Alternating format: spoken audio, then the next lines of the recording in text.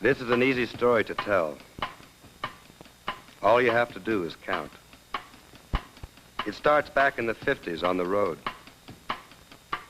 Count the foreign cars in this picture. Go ahead. We'll wait.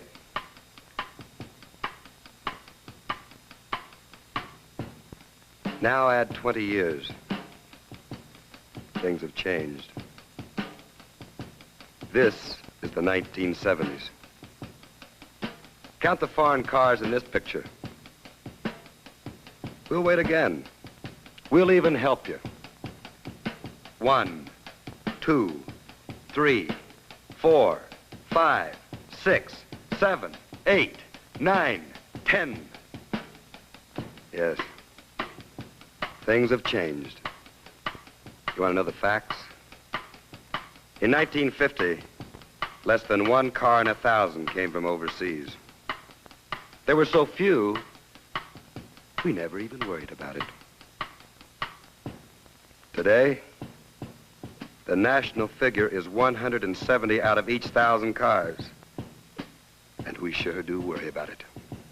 We're almost afraid to count them.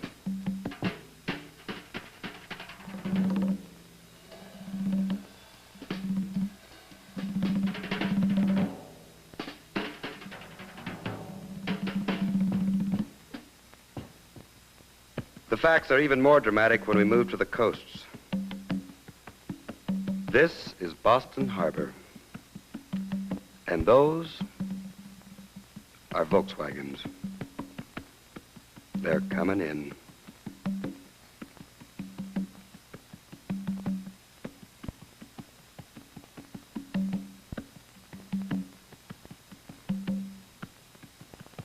Move south to Baltimore. They're unloading here, too.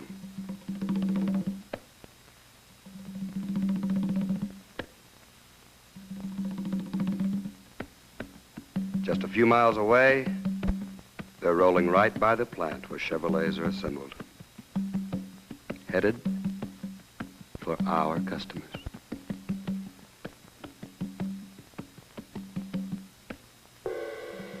On the West Coast, same problem. Different cars. Some people call them the Japanese Beetles. Their real names, Toyota and Datsun. In Los Angeles County, 410 cars out of every 1,000 on the road last year were foreign cars. That's 41%. And a real chunk of our business. Well, in the same county, more than 60% of all the half-ton and under trucks sold last year are made over the sea. That's more than 600 out of every 1,000 trucks. And we're still counting. They say what happens in California soon happens all over. And they might be right. Right here in Toledo, ocean-going ships are unloading in the Midwest. In Flint, Michigan, this foreign car dealership operates right down the road from one of our assembly plants. There are dealerships that look like this in Darien, Connecticut, Washington, D.C., Denver, Colorado,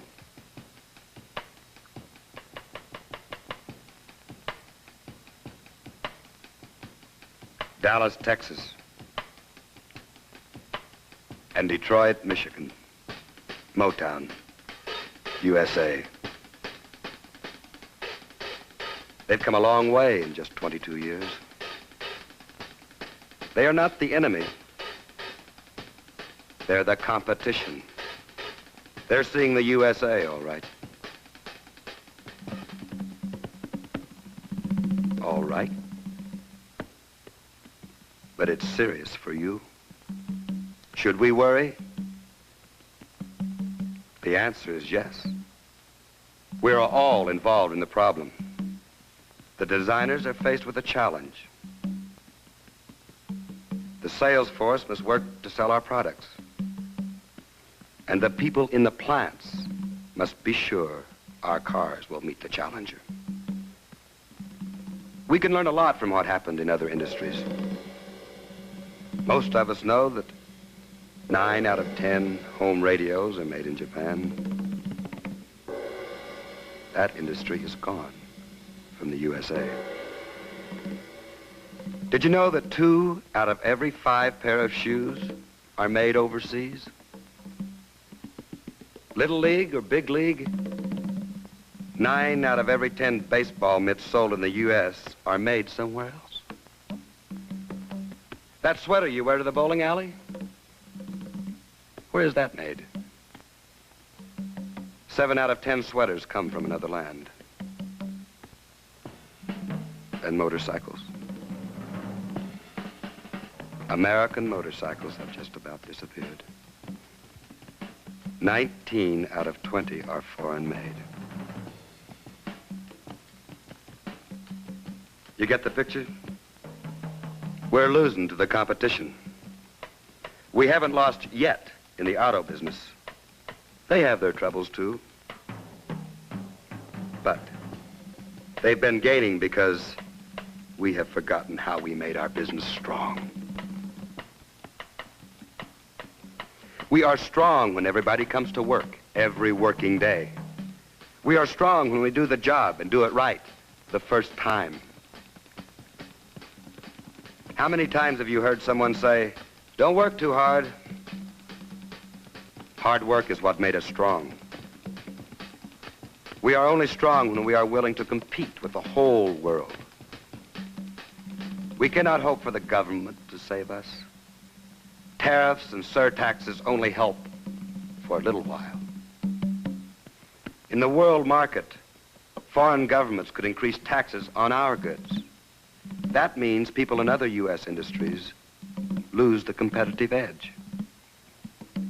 When they are out of work, they can't buy Chevys, and they don't need trucks.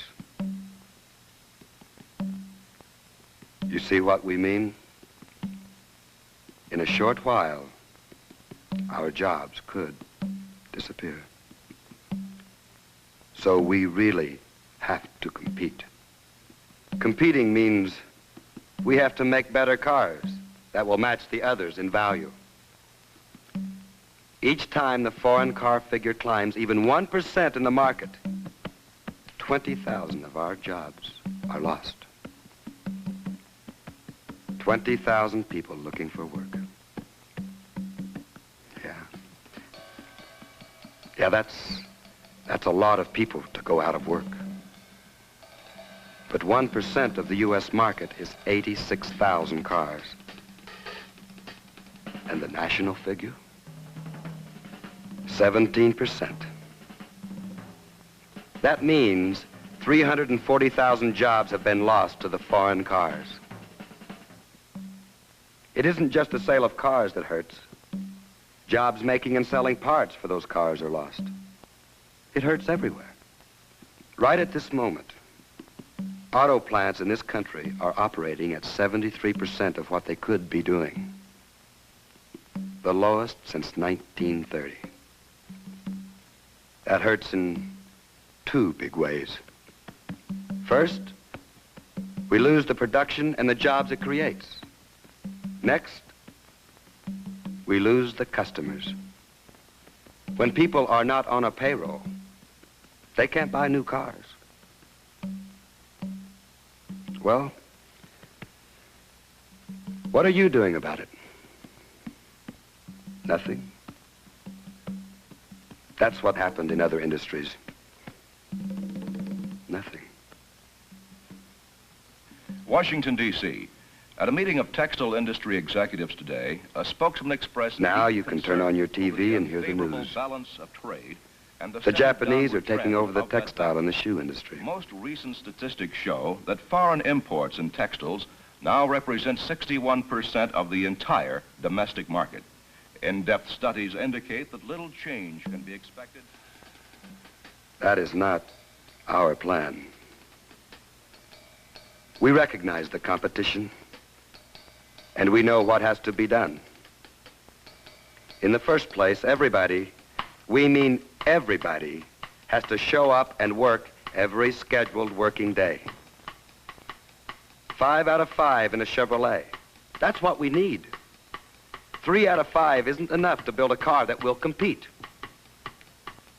Everybody in the plant has his own job to do every day.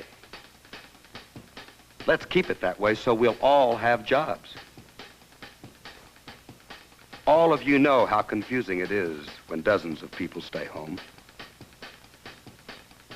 If you're doing the best job you can do, you know it. But if you're not, you know that too. We can't compete if this continues. We must build better cars at reasonable cost. Excellence is the answer. And don't kid yourself. The foreign cars have quality.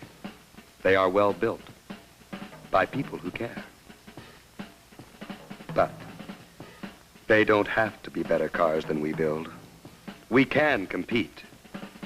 If each person who builds a Chevrolet will build a better one, each one of you, that's who we mean.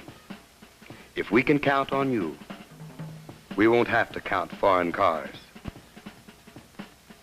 That's how important you are. Americans want Chevrolets. They know the American cars have the room, and the safety, and the convenience that is needed on the American road. They know that we are building cars with less pollution each year, and we're going to clean up the air. What Americans want to know is that you are doing your job, that you are building the car that they ordered and building it to compete.